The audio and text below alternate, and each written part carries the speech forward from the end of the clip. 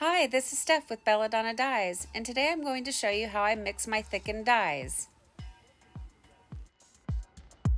I follow Dharma's recipe when I mix my dye.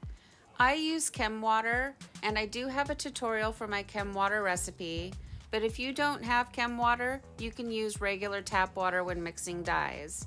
Everything that I use in this tutorial I do have listed below in the description box, so go ahead and check that out.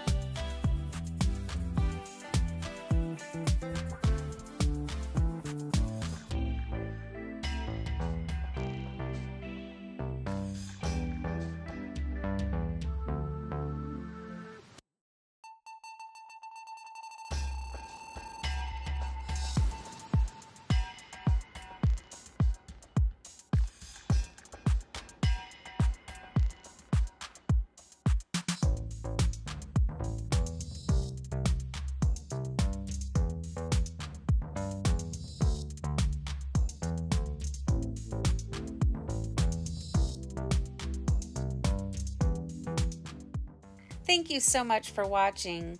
Please subscribe, leave a thumbs up, and click the bell for future uploads. And remember, have fun tie-dyeing.